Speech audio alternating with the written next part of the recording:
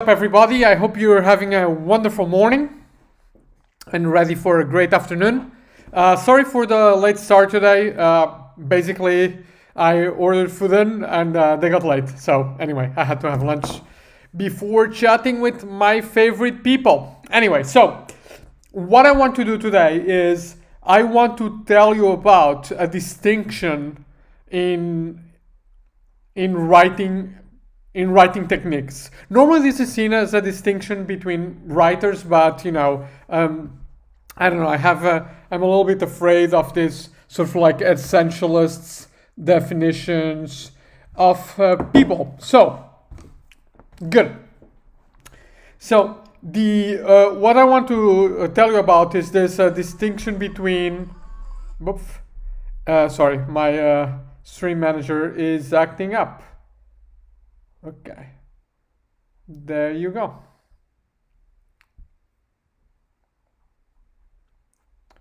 Good. So,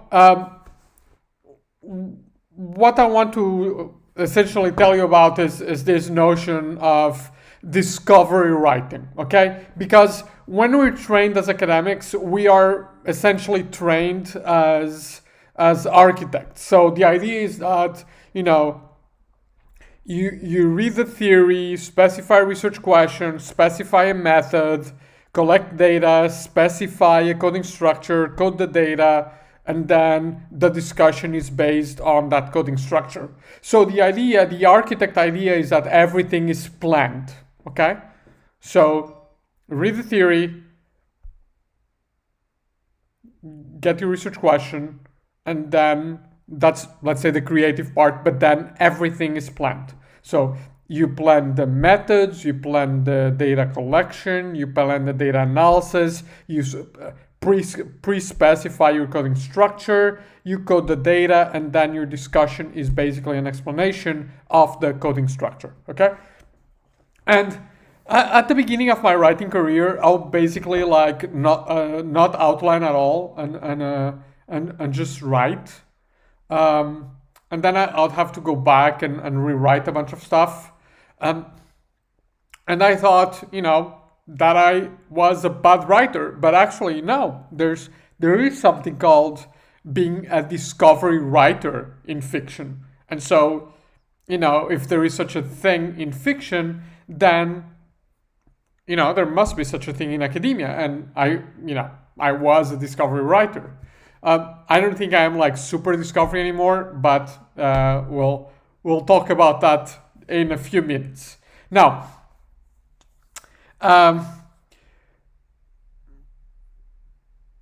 so what does discovery writing mean in an academic paper? Well, I think that a full-on discovery writer, so you're only discovery writing, is somebody that starts with the data, right? So I would say that, old school qualitative research is discovery writing, okay? Why? Because, you don't have a research question when you go and discover the data. You may have an empirical setting, you may have a topic that you want to research, but you don't have a research question, okay?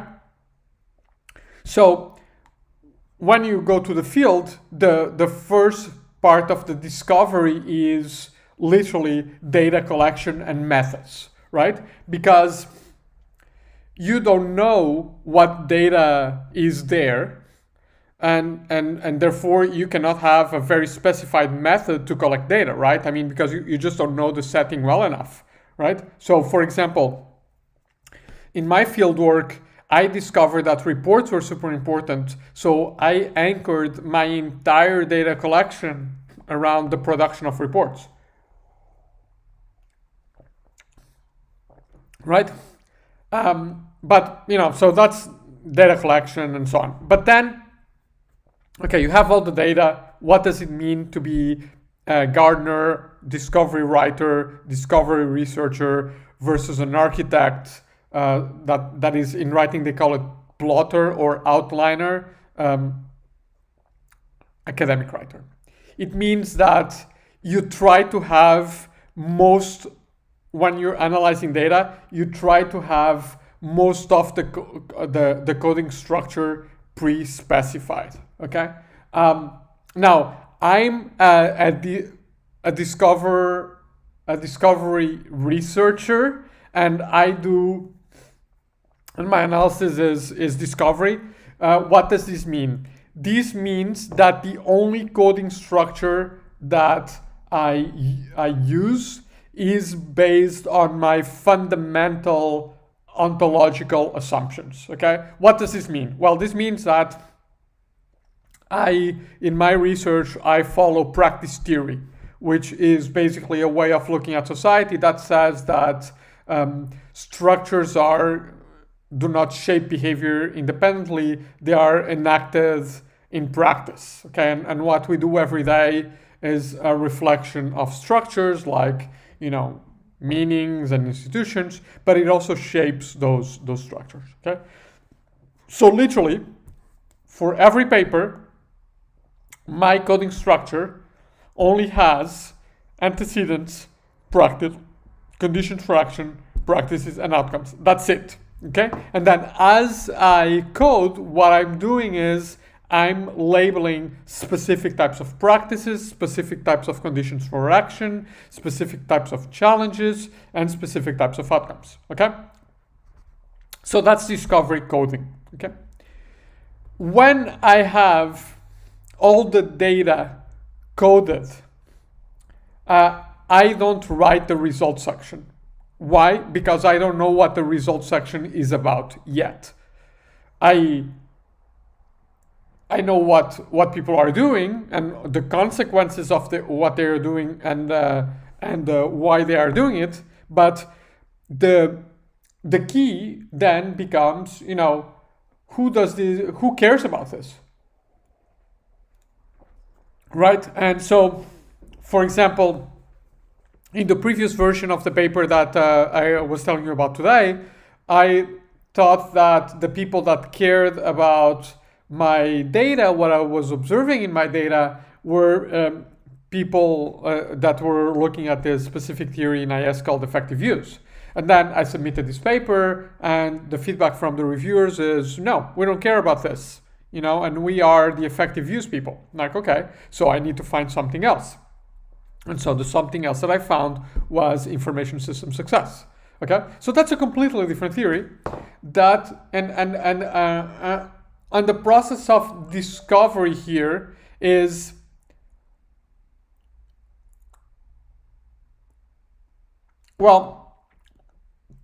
it's a lot around reading, basically, and outlining around what you read, and then coming up with the outline that you feel a little bit more comfortable. Okay, so that's your discussion. Now, what you do not discover right is theory. Theory you do not discover right. Okay, because once you know what your discussion is, once you know what your contribution is, then your theory needs to support that discussion. Okay, so you need to outline your theory. There's no way around it. Okay, you need to outline your theory. Now, what you can do with your theory, if you are a little bit like me, where there's still some discovery that you want to do, is, well, you can either sit down and write it and then edit, or you can do outline, and then write, and then just do small edits. And this is what we talked about in the video yesterday on what happens when people hate writing. Okay, so you can still do a little bit of discovery writing, but it's narrower. Because in fiction, discovery writing is you just create characters and then just see where they go, right? There's no plot, there's no structure to the story. That happens as you write. You can do that with the discussion and with the coding, but you cannot do that with the theory, because you need to have the theory that supports your discussion, that supports the research question that you need to justify your analysis. Okay, so there you go. So think about what you do. Are you more of an architect? And once you get that research question, then you're going to collect the data. Data collection is structured. You do an entire or a really robust coding structure before you code the data, and then the discussion is just explaining that structure. Or like me, are you a little bit more on the creative side, and are you more about discovery? Now, one follow-up point that I want to make is that in fiction, the difference between discovery writers and plotters is about whether you use an outline or not. Okay. Now, I want to argue that you can be a discovery writer in research and still use an outline.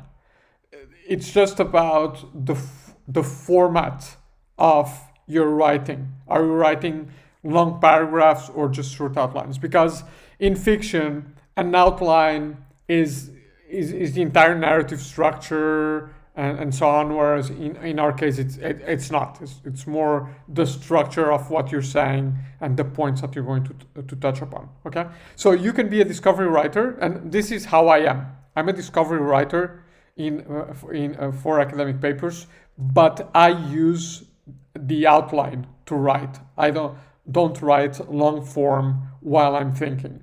I only write long form after I know what I'm thinking. Okay, so hopefully this was useful.